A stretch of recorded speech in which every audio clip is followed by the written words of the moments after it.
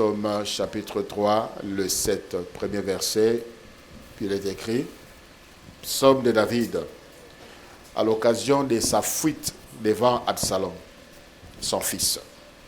Ô Éternel, que mes ennemis sont nombreux, quelle multitude s'élève contre moi. Combien qui disent à mon sujet, plus de salut pour lui auprès de Dieu. Mais toi, ô Éternel, tu es mon bouclier, tu es ma gloire et tu relèves ma tête. De ma voix, j'écris à l'Éternel et il me répond de sa montagne sainte. Je me couche et je m'endors, je me réveille car l'Éternel est mon soutien. Je m'endors. Quand il dit je m'endors pas parce que je n'ai pas peur ou ce n'est pas que les ennemis sont peu, mais peu importe leur présence, je m'endors et mon sommeil t'appelle au secours. Le verset 7 dit, je ne crains pas le myriade de peuples qui m'assiègent de toutes parts. C'est la parole du Seigneur. Gloire à Dieu. Bonjour à tous. Kimia na mokonzi Yesu Kristo e umela na mitema na bino pe na mabota na bino. Nous tendons lentement mais sûrement vers la fin de cette année. Chacun de nous a un bilan. Chacun de nous a des comptes à rendre à Dieu pour ce que Dieu lui a donné en cette année 2025. Bientôt, on ne parlera plus de 2025. Et 2025 ne reviendra plus jamais. Mais chaque seconde qui passe, vivons avec Dieu. Alléluia. Chaque seconde qui passe, vivons avec Dieu. Nous avons commencé ce moment de prière déjà maintenant. Nous voulons terminer l'année dans la présence de Dieu, dans la prière. Peut-être il y a encore des requêtes qui te restent. Peut-être aussi des nouvelles requêtes. Tu connais des nouveaux défis. Tu attendais de Dieu depuis des années. Nous avons encore le temps de parler avec Dieu et de parler à Dieu avant la fin de cette année. Donc aussi, Samboula o nakata lo sambo, poto banambula sika nakata lo sambo, par sa grâce, si il nous l'accorde. La Bible dit clairement au verset 1er que David a écrit ce psaume à l'occasion de sa fuite. À l'occasion de sa fuite devant son fils Absalom. À l'occasion de sa fuite. David était humilié par son propre enfant. Moi, nanaye à Samouissa David. Il a même pris les femmes de David et il voulait exposer la nudité de son père. Il a détrôné son papa, David Akima. C'était une grande humiliation. Tout le monde connaît David. Dans la Bible, il y a des noms. Mais le nom de David se trouve parmi les plus grands noms de la Bible. Et David aussi, par rapport à Dieu, n'était pas n'importe qui. L'enfant chéri, l'homme selon le cœur de Dieu, il a fui devant un humain. Et quel humain? Son propre fils. Son fils a récupéré même l'ami intime, le conseiller principal de David, Achitophel. Cet homme, la Bible dit, lorsqu'il parlait, c'était comme si c'est Dieu lui-même qui parlait. Il avait la sagesse. C'est un grand, un fin stratège. C'est lui, les conseillers, qui conseillait David sur les plans politiques, sur les plans militaires. Maintenant, lorsque David a montré que Achitophel a commis par Absalom, il a dit, il ne me reste plus rien du tout. Il ne me reste plus rien du tout parce que cet homme-là connaît tous mes secrets, tous mes projets. Absalom, il n'y a plus rien à faire, il faut fuir. Il faut fuir. Et dans sa fuite, il parlait à Dieu. Dans sa fuite, il criait à Dieu. Dans sa fuite, il avait confiance à Dieu. Il n'a pas fui parce que il n'a pas cru en Dieu. Il n'a pas cru à la sécurité de Dieu. Il n'a pas fui, pas parce que il disait que Dieu l'a abandonné. Il a fui pour bien chercher la face de Dieu. Car la Bible dit, l'homme sage voit des dangers venir, il se cache. Et lorsqu'il s'est caché dans sa fuite, c'est pour parler, crier à Dieu. Lorsque nous disons, le thème est intitulé « Je crie à toi », ce n'est pas à un humain, ce n'est pas à une créature que nous allons crier, c'est à l'Éternel. Dans le livre de 2 Rois, chapitre 6, la Bible dit « Nzala » ekotaki na mboka Israël. Nzala ekotaki tellement que ils ont mangé tout ce qui était comestible. Biloko nyonso bato baliaka balia, bakoteli biloko o bato baliaka te, c'est-à-dire ba pelouse, ba makasa manga, bandika. Ils ont tout mangé, ils n'avaient plus rien du tout. Balie ba mpese, balie ba ngungi, balie ba sili, ba kinse quoi. Ils ont tout mangé, il ne restait plus rien à manger, ils ont commencé à manger la chair humaine. Même des choses qui étaient considérées comme impures, ils ont mangé. Ils ont mangé. Babuki mibeko ya Nzambe, ils ont mangé parce que Nzala serré tellement. Il y a un groupe de femmes, bah commencé à la makelemba, ya kolia bana na bango. Alors une femme est venue crier auprès du roi. Vous pouvez les voir à partir du verset 23, 2 Rois chapitre 6. Il a crié, ô roi, sauve-moi.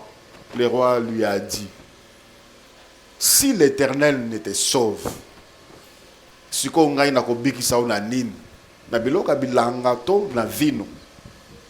même lui, le roi, reconnaît qu'il a ses problèmes et que seul Dieu a la solution à tous nos problèmes. Parfois, nous sommes tentés de croire aux promesses des hommes. Nous sommes tentés de croire à nos capacités. Nous sommes tentés de croire à ce que nous faisons. Et cela nous désoriente de Dieu. On ne crie pas à Dieu parce qu'on est sûr de son travail. Ça nous procure abondance et on a des relations. On a un carnet d'adresses bien fourni. On oublie que Dieu existe. Frères et sœurs, il n'y a que Dieu qui peut te secourir d'une manière solide. Le secours de l'homme est limité. La Bible même dit, le secours de l'homme est que vanité. Le secours de Dieu est illimité. L'homme peut te secourir, mais cela ne te sera d'aucun secours. Exemple, tu as besoin d'argent pour la guérison, il te donne de l'argent, mais tu n'es pas guéri, tu es mort. Mais lorsque tu cries à Dieu, parce que tu es malade, il peut le faire par les moyens des médicaments, il te donne de l'argent, il peut aussi déclarer une chose et tu es guéri. Voilà pourquoi, frères et sœurs, nous devons crier à Dieu. Ils ont la relation Oyo et Beba parce que tu as tellement mis ta confiance en lui, en elle, et tu as été déçu. Mets ta confiance à l'Éternel. Crie à l'Éternel. Lui seul ne peut jamais manquer. Il t'est déjà arrivé d'appeler quelqu'un. Vous aviez rendez-vous. Et un rendez-vous coquille, tu appelles, ça ne passe pas. Pas parce qu'il ne veut pas. Téléphone baïbi, téléphone déchargé. Mais Dieu est toujours disponible. Toujours. Toujours disponible. Voilà pourquoi nos pensées doivent toujours se tourner vers lui lorsque nous avons un problème. Toujours vers Dieu. Le premier réflexe, c'est Dieu. Le dernier réflexe, c'est Dieu. Amen. David a composé ces psaumes pour montrer à Dieu combien il avait peur, combien il avait des ennemis. Il dit au verset 2 que mes ennemis sont nombreux. Quelle multitude s'élève contre moi. Quelle multitude. Donc, c'est comme cet homme de Gadara. Un seul humain investi, envahi par une légion de démons. Il y a des personnes qui ont un problème. En toi-même, tu as des problèmes dans ton corps. En toi-même, tu as des problèmes dans ton esprit. En toi-même, tu as des problèmes dans ton âme. Tu as un cœur blessé. parce que tu as été déçu, tu vis des déceptions. En déception, ton âme est en miettes, ton âme saigne. En toi-même, tu as des problèmes dans ton travail, tu as des problèmes dans ta famille, tu as des problèmes que tu n'as jamais cherchés, tu es innocent, tu as des problèmes avec des hypocrites, tu as des problèmes avec des ingrats, multitude d'ennemis. David a taliboué. Il a dit, Seigneur, je me tourne vers toi. Quelle multitude s'élève contre moi. Combien qui se disent à mon sujet, plus de salut pour lui auprès des dieux.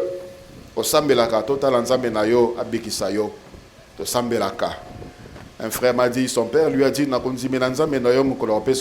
depuis que tu as fini avec mon argent, et tu es encore là. Tu vas sortir quand? Tu vas te marier quand? Tu fonderas ton foyer quand? Tu es un parasite. Son père, il pleurait.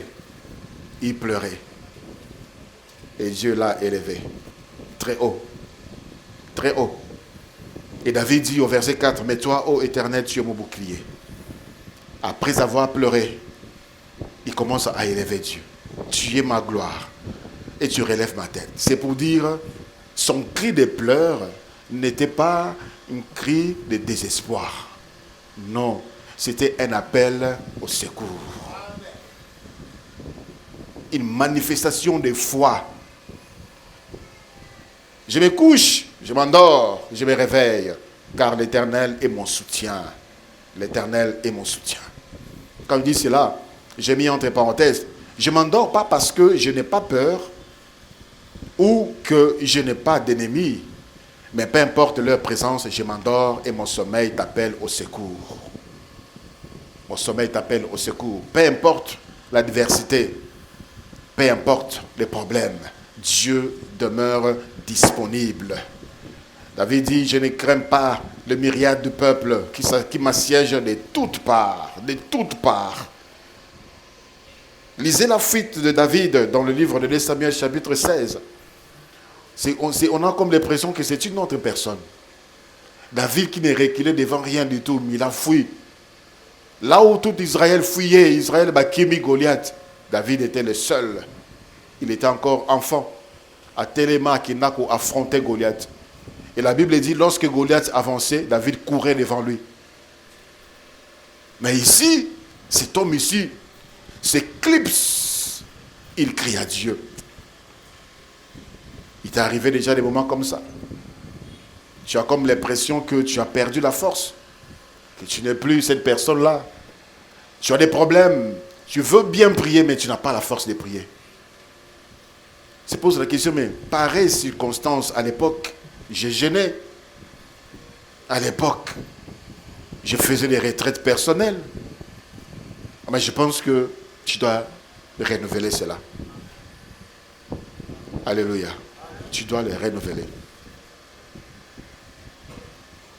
De ma voix, j'écris à toi, c'est une expression de prière et de dépendance totale envers Dieu. Ces cris représentent un cri de cœur. Un cri du cœur, c'est un appel à l'aide, c'est une supplication adressée à Dieu. Quand David dit, j'écris à toi, de ma voix, j'écris à toi, il veut dire à Dieu, je dépends de toi. Je me sens limité. Je me sens dans l'insécurité sans toi. J'écris à toi, viens à mon secours. Je t'en supplie, Seigneur.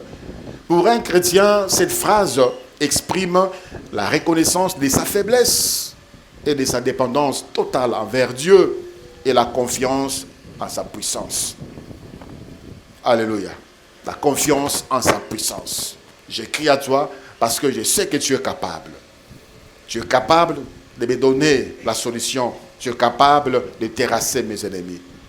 Cet appel à l'aide, c'est un appel à l'aide, c'est un appel à la délivrance, c'est un appel à la protection, c'est un appel à la miséricorde de Dieu. Appel à l'aide, à la délivrance, à la protection, c'est un appel à la miséricorde de Dieu.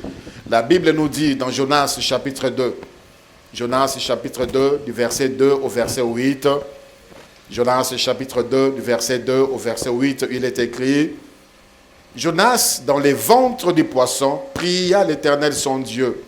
Il dit, dans ma détresse, j'ai invoqué l'Éternel et il m'a exaucé du sein du séjour des morts. J'ai crié et tu as entendu ma voix. Tu m'as jeté dans l'abîme, dans le cœur de la mer, et les courants d'eau m'ont environné. Toutes tes vagues et tous les flots ont passé sur moi. Je disais, je suis chassé loin de ton regard, mais je verrai encore ton saint temple. Les eaux m'ont couvert jusqu'à m'ôter la vie. L'abîme m'a enveloppé. Les roseaux ont entouré ma tête. Je suis descendu jusqu'aux racines des montagnes. Le bar de la terre m'enfermait pour toujours.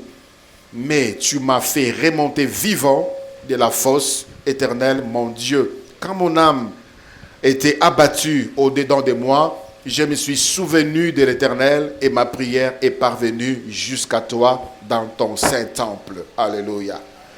Jonas était dans les ventres des poissons. Pour Jonas, il était déjà mort. Il était déjà mort, il voyait déjà la fin de sa vie. Il était dans un milieu où personne ne pouvait venir le secourir. Mais il s'est rappelé, la Bible dit, il s'est souvenu de l'Éternel. Que Dieu est partout, Dieu peut entrer partout. Alléluia. Il y a des lieux où ton argent ne pourra jamais entrer. Il y a des choses que ton argent ne pourra jamais faire. Ni ton titre, ni ton travail, ni toutes les relations que tu as. C'est seulement Dieu qui est la solution et seulement Dieu qui sera la solution. Là qui pouvait délivrer Jonas, qui pouvait les sortir du ventre de ces poissons? Parfois tu te vois loin, impossible, vie limitée. À gauche, tu n'as personne. À droite, tu n'as personne. Toi-même, tu n'as rien du tout. Et tu dis, non, non. L'Éternel est vivant. L'Éternel est vivant. Notre Dieu est vivant. Si à gauche, il n'y a personne, mais dans ton cœur, il y a les grands rois qui vit et qui siège dans ton cœur. Il est disponible. Tout celui qui crie en lui, le Seigneur écoute. Le Seigneur écoute et il vient à son secours. C'est ce que nous voulons, pendant ces moments, crier à Dieu pour quelqu'un qui se voit comme Jonas, englouti. Il est enveloppé, comme Jonas a dit, il est environné des eaux qui l'entourent de toutes parts.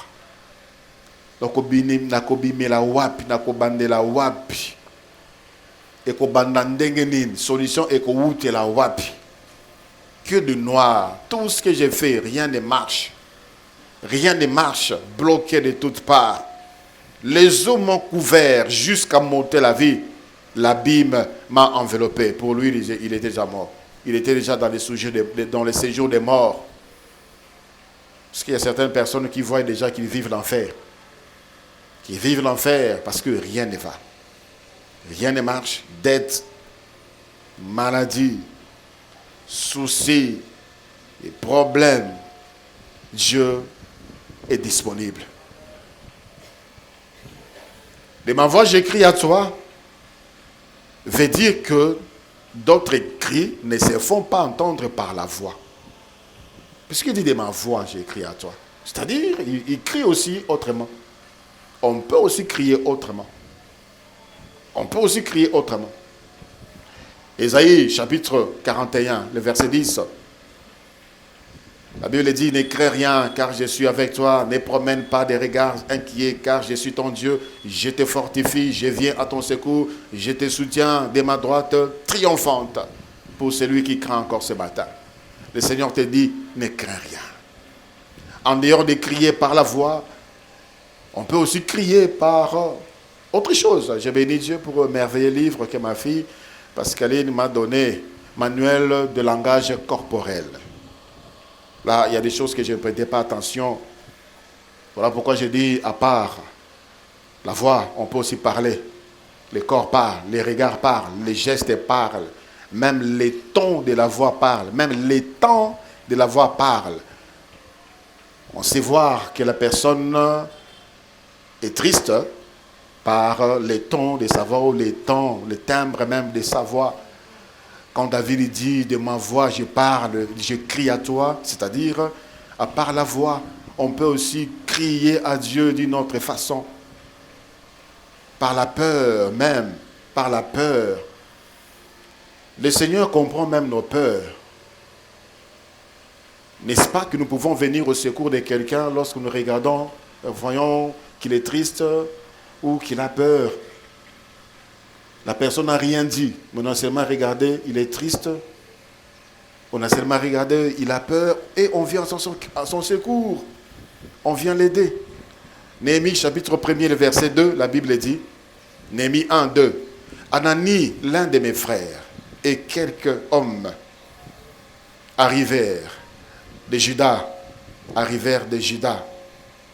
Je l'ai questionné au sujet des Juifs réchappés qui étaient restés à la captivité et au sujet de Jérusalem. Il me répondit, ceux qui sont restés de la captivité sont là dans la province au comble du malheur et de l'opprobre.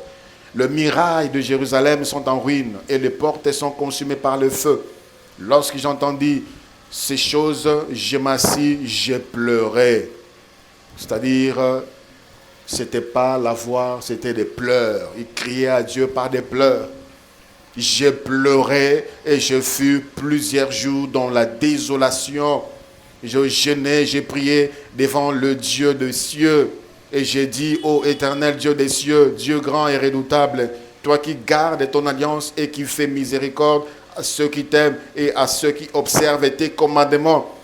Il a pleuré pour Nanzambayo qu'il a mawa. S'il faut pleurer, pleure et pleure devant Dieu. Pleure devant Dieu. Ne pleure pas devant les hommes. L'homme n'a rien pour toi. La compassion de l'homme, parfois ce n'est pas vrai. Il n'y a que Dieu qui a la vraie compassion. Tu pleures devant lui, tu pleures devant elle.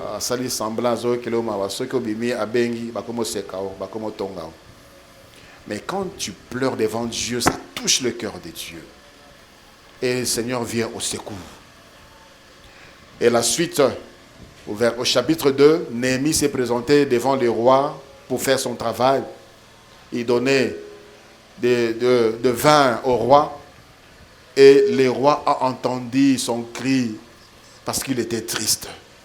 Il a dit, pourquoi tu es triste comme ça? Je ne t'ai jamais vu triste comme ça. Et Néhémie a commencé à parler. Pourquoi nous sommes tristes quand le pays de mes pères est ravagé? Le roi a lu l'expression. Le roi a entendu la voix des douleurs de Néhémie par l'expression qu'il présentait. L'expression de son visage. Le pleur. Et quand tu pleures, sache que Dieu voit tes larmes. Maïnyon surtout, ya misu, ya mwana na nzambe etangaka pamba te. Ça arrose quelque chose. C'est comme la pluie, ça arrose quelque chose. Et loko moko ekobima. Parce que Dieu écoute le seul ou la seule personne qui sait bien lire ou écouter le langage de larmes, c'est Dieu. Et parfois aussi nous sommes vrais lorsque nous sommes compatissants. Mais nous ne comprenons pas exactement pourquoi la personne pleure. Mais quand Dieu te voit pleurer, il sait exactement pourquoi tu pleures. Parfois nous voyons la personne pleurer, on a comme l'impression qu'il a mal et il a besoin d'argent. Il a mal, il a besoin d'un secours. Mais parfois, la personne pleure, il n'a pas besoin d'argent, elle a besoin de la paix. Et la seule qui donne la paix, c'est le prince de paix. Voilà pourquoi il faut pleurer devant lui. Quand tu as mal, par moments, c'est seulement verse des larmes devant Dieu. Le pleur parle parfois mieux que les paroles, mieux que les mots. Ça exprime beaucoup de choses qu'on ne trouve pas dans le langage humain. Et Dieu comprend. Dieu comprend. Dans le livre de 2 Rois, chapitre 20. 2 Rois, chapitre 20, à partir du verset 1er, la Bible dit, en ces temps-là, Ézéchias fut malade à la mort. Le prophète Ésaïe, fils d'Amoth, vint auprès de lui et lui dit: Ainsi parle l'Éternel, donne tes ordres à ta maison, car tu vas mourir, et tu ne vivras plus. Ézéchias tourna son regard contre le mur, et il fit cette prière à l'Éternel. Ô Éternel, souviens-toi que j'ai marché devant ta face avec fidélité et intégrité de cœur, et que j'ai fait ce qui est bien à tes yeux. Et Ézéchias répandit d'abondantes larmes. Les anciens savaient ce qu'il fallait faire pour toucher le cœur de Dieu. Les paroles, les larmes devant Dieu.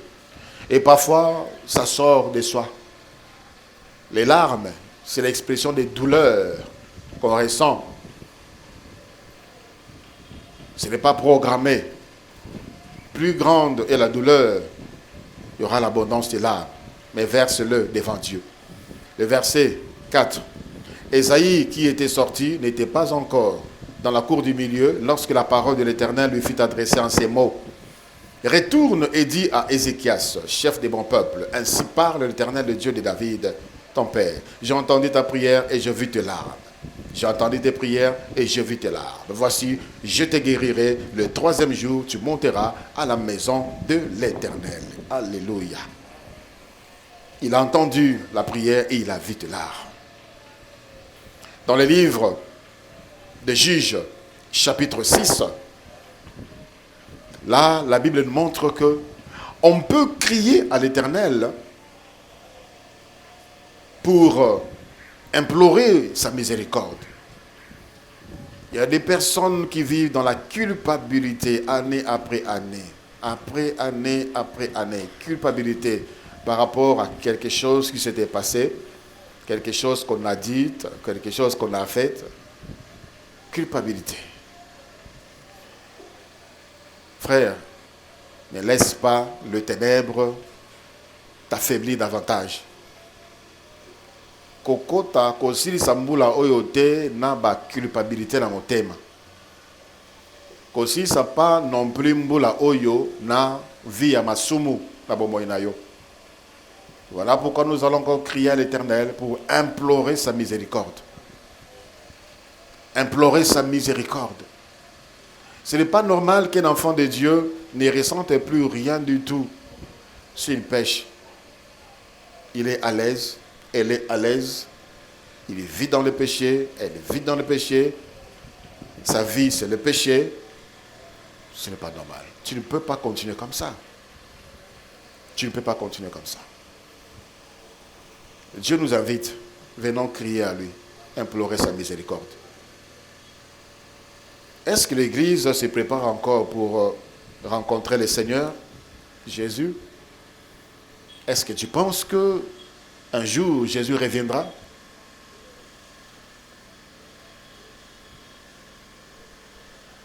Ne termine pas l'année dans le péché. Ne commence pas la nouvelle année dans le péché. Venons implorer la miséricorde de Dieu. Dans le livre de Juges, je disais, à partir du verset 1er, Juges 6, verset 1, les enfants d'Israël firent ce qui déplaît à l'Éternel, c'est-à-dire Bassali Massoum. Et l'Éternel les livra entre les mains des Madians pendant 7 ans. Tu es esclave de ces péchés pendant combien d'années? Il y a de ceux qui se battent pour dominer certains péchés.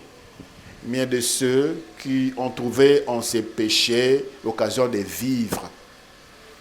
Ils ne se battent pas, se laissent emporter. Nazape Muntu, Nazape Muntu, Nazape Muntu. Je te rappelle que ce sont les bâtonnets qui font, pas des animaux. Pas des animaux. Ce sont les bateaux.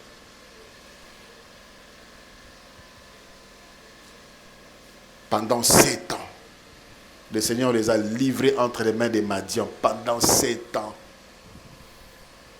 Pendant 7 ans. Moi, à côté, première primaire, à Silici, à Bandi, secondaire.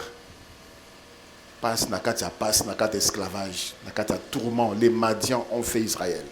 L'ont fait souffrir pendant 7 ans. Tu n'es pas fatigué de souffrir, mon frère, ma soeur? Tu n'es pas fatigué de te faire souffrir dans le péché, dans le mal. La main de Madian fut puissante contre Israël. Pour échapper à Madian, les enfants d'Israël s'est retirés dans les ravins des montagnes, dans les cavernes et sur le rocher fortifié. Quand Israël avait sémé, Madian montait avec Amalek et les fils de l'Orient et ils marchaient contre Israël. Ils campaient en face d'Israël, détruisaient les productions du pays jusque vers Gaza et ne laissaient en Israël ni vivre, ni brebis, ni bœufs, ni ânes. Est-ce que tu sais que tu es dépouillé quand tu vis dans le péché? Dépouillé. À un moment où on voit que la personne a perdu même l'humanité. Bon, mon te cueille.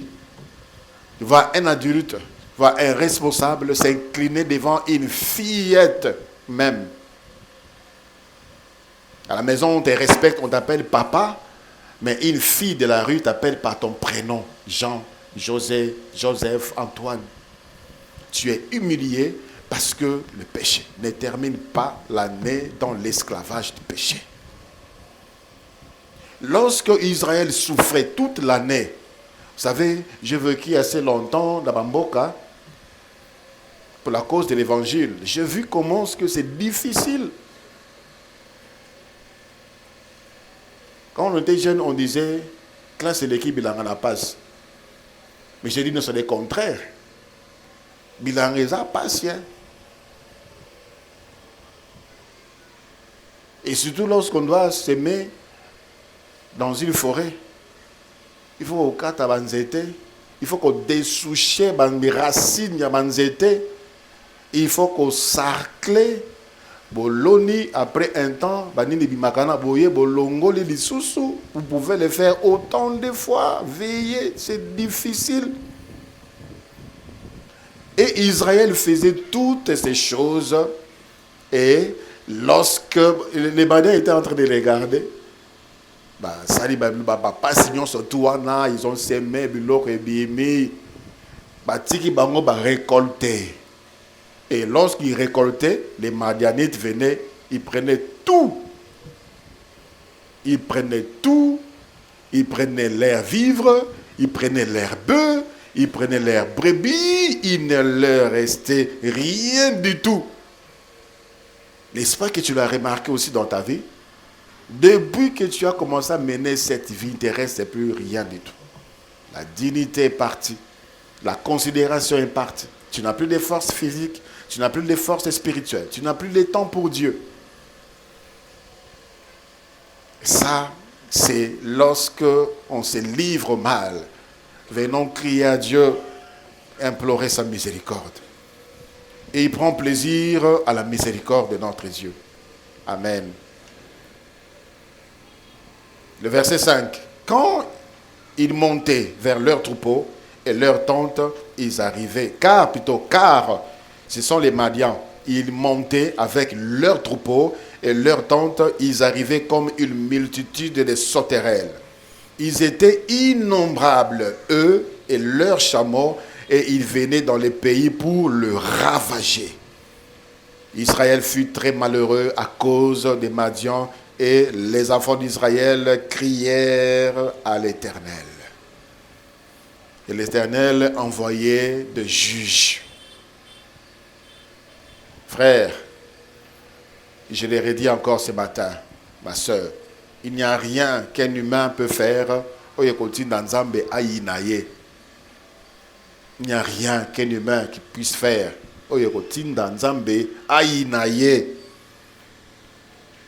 Et quand tu vas crier à Dieu, Dieu va dire yo nasina bosana yo.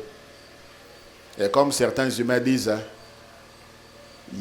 en tout cas, nasina finaye bouton. Il n'y a personne ainsi pour Dieu. Tout celui qui crie à Dieu pour venir implorer la miséricorde de Dieu, pour revenir à Dieu, Dieu l'écoute et Dieu le pardonne. Alléluia. Ces peuples avaient vraiment blessé Dieu. Ils étaient dans l'esclavage pendant 430 années. Nzamba Bimisa Israël, il a démontré sa puissance et son pouvoir.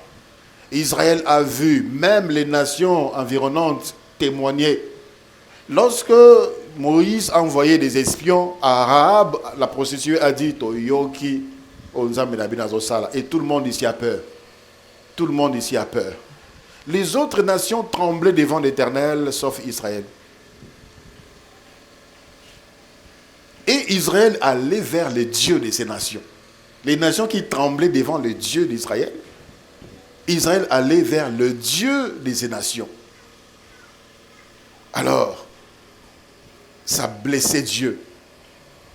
Il a envoyé des prophètes, il a envoyé des serviteurs pour leur parler. Israël n'écoutait pas. Voilà pourquoi, il y a des moments, le Seigneur les livrait. Il a envoyé des envahisseurs, comme Madian ici. 7 ans. Bon, là-bas, là-bas, comprendre. Tu fournis des efforts pour sortir de cette situation, ça ne marche pas. Pourquoi? Parce que tu n'es pas encore revenu à Dieu. Aussi longtemps que tu es loin de Dieu, ça ne marchera pas. Ça ne marchera pas. Il faut revenir à Dieu, implorer sa miséricorde. Et après, Dieu va chasser Madian. Alléluia. Est-ce que Israël comprenait que les Madianites étaient là parce qu'ils avaient péché? Ils disaient, bon, ils sont jaloux de nous, et dans tous les cas, on ne va pas baisser les bras, on va encore s'aimer.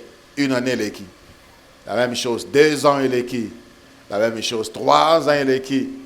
Jusqu'à 7 ans, ils ont dit non, non, ça suffit. Ils ont crié à Dieu. Quand est-ce que tu vas crier à Dieu? Lorsque tu vas tout perdre? Qu'est-ce que tu attends pour crier et rentrer vers Dieu? 7 ans. C'est comme qu'il est seconde nature.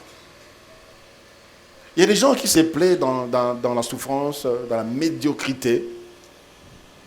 Ils sont là dans leur maladie. Ils sont là dans leur péché. 7 ans. Mais c'est trop. Et c'est après qu'ils ont crié à Dieu. Et le Seigneur, miséricordieux, les a secourus. Alléluia. On peut crier à Dieu, je disais, à part la voix qui peut sortir de la bouche. On peut crier aussi par des pleurs. On peut aussi crier par l'auto-humiliation. C'est ce que les anciens faisaient.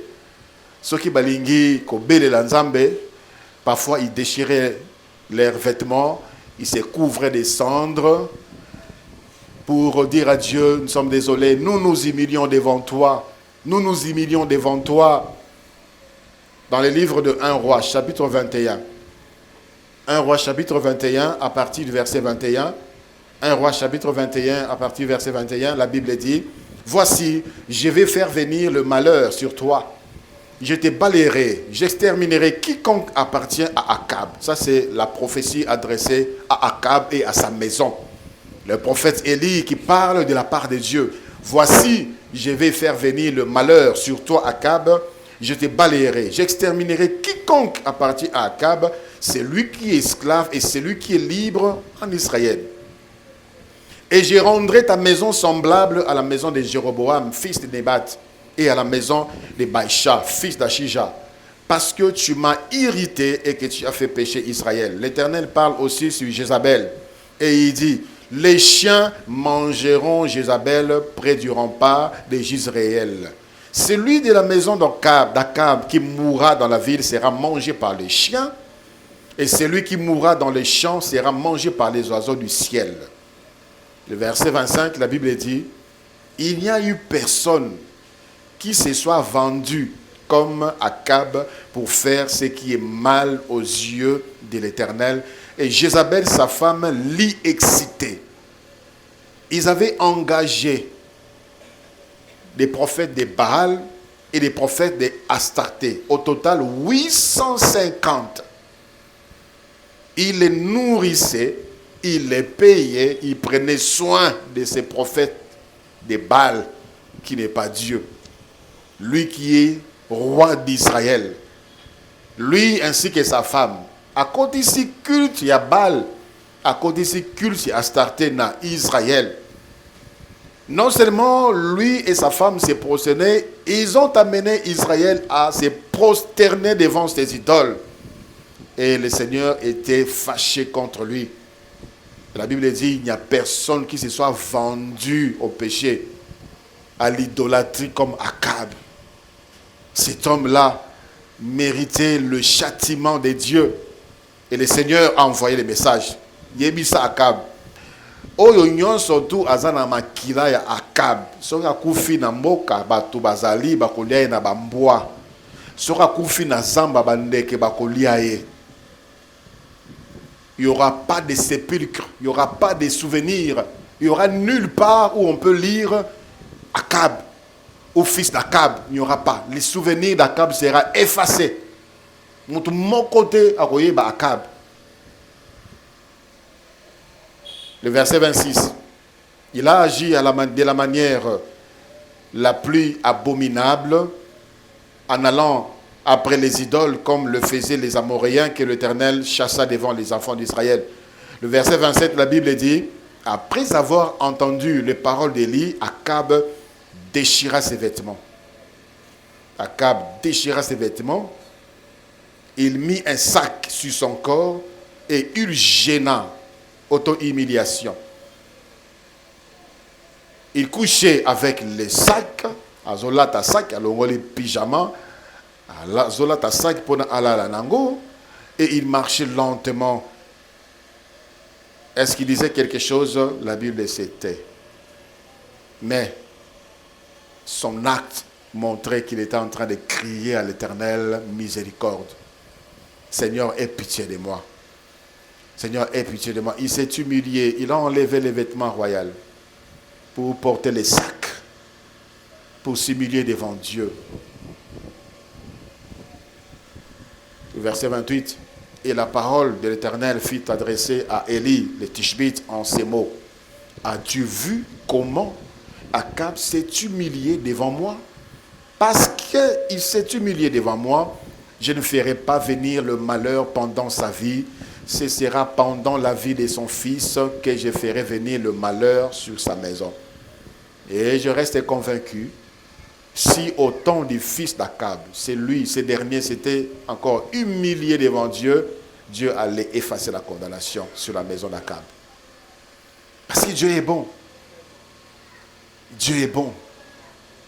Les psalmistes a dit, sentez, voyez comment l'Éternel est bon. Ceux qui ont expérimenté la miséricorde de Dieu louent Dieu. Louent Dieu. Voilà pourquoi le Seigneur a dit, à qui on a beaucoup pardonné, il donnera beaucoup. Beaucoup d'amour, beaucoup de zèle. Parfois quand je vois les serviteurs sans zèle, je ne sais pas si vous avez bénéficié de la miséricorde de Dieu. Ou vous êtes des anges, vous êtes descendus sur terre pour servir Dieu avec légèreté. Sans scrupule. Lorsqu'on a goûté à la miséricorde de Dieu, à la bonté de Dieu, on va aimer Dieu. On va s'attacher à Dieu. On était vendu au péché. On était maudit sous la malédiction du péché. Dieu a envoyé son Fils. Et il est venu nous racheter d'une manière horrible. La mort à la croix. Mais pourquoi ne pas aimer ce Dieu? S'auto-humiliation, ça ouvre la porte. Et Dieu pardonne. Dans le livre de 2 Rois, chapitre 6, à partir du verset 25, 2 Rois, chapitre 6, à partir du verset 25, la Bible dit, il y eut une grande famine dans Samarie, et ils la serrèrent tellement qu'une tête d'âne valait 80 cycles d'argent. On ne mangeait pas l'âne. C'était un animal impur. Mais tellement il y a eu famine, on a commencé à manger l'âne et c'était même trop cher. Et les quarts des fientes, des câbles des fientes des pigeons valaient 5 cycles d'argent. Les fientes, on ne mangeait pas. On ne mangeait pas les fientes. J'ai entendu un prédicateur dire, même ma salité, ma pigeon, ma comment qu'on lit en gros. Non, non. Voilà pourquoi il faut étudier la Bible. On utilisait les fientes des pigeons et des bouses des vaches comme combustible. On a repéré sa moto, macala. Et ça coûtait même cher. C'était des bouses des vaches. Mais tellement il n'y en avait plus parce qu'il n'y avait plus de vaches. On a commencé à récupérer les fientes des pigeons qu'on trouvait par-ci, par-là, pour leur repérer ça dans le moto, qui n'existait même plus. Et comme, verset 26, et comme le roi passait sur la muraille, une femme lui cria, « Sauve-moi, ô roi !» Il cria au roi. Et ça, ils crié, « Sauve-moi, ô roi, mon Seigneur !» Tu cries à lui pourquoi? Parce qu'il est bien habillé, parce qu'elle est bien habillée, parce qu'il travaille, parce qu'elle travaille. Lui aussi a ses problèmes. Lui aussi a ses problèmes, elle aussi a ses problèmes. Certaines personnes, lorsqu'elles vous demandent de l'aide, c'est comme si elle veut Bokabola. 4-4, c'est que toi tu as.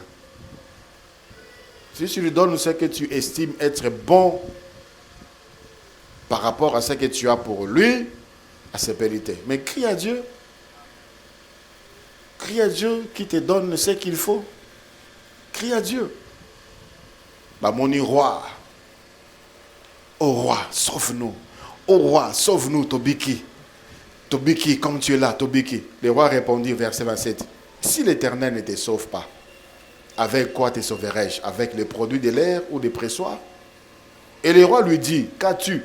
Elle répondit, cette femme-là m'a dit, donne ton fils. Nous le mangerons aujourd'hui et demain, nous mangerons mon fils. Verset 29. Nous avons fait cuire mon fils et nous l'avons mangé. Et le jour suivant, je lui ai dit, donne ton fils et nous le mangerons. Mais elle a caché son fils. Le verset 30. Lorsque le roi entendit les paroles de cette femme, il déchira ses vêtements. En passant par les murailles, le peuple vit qu'il avait en dedans un sac sur son corps. Le roi aussi s'humiliait pour nous recevoir en Nzambe.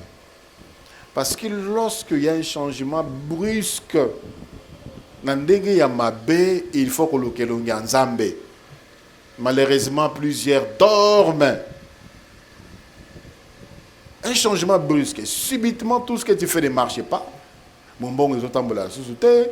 Dans mon salon, tu commences à avoir des problèmes de santé. Là, on a les enfants malades. On a bandi malade. On a bandi malade. Ton mari malade. Ton mari changement d'humeur. Ta femme changement d'humeur.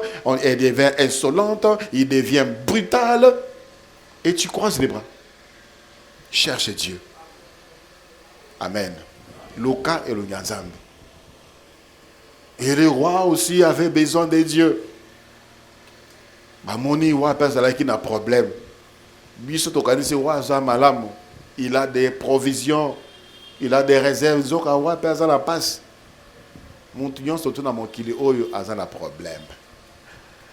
y a de ceux-là qui cherchaient à avoir beaucoup d'argent. Comme dans bon rebelle, ils commencent à se sentir dans l'insécurité. Et notre problème s'ajoute. Il n'avait pas de travail. Il commence à se sentir dans l'insécurité. Il y a des présidents qui ont des sosies.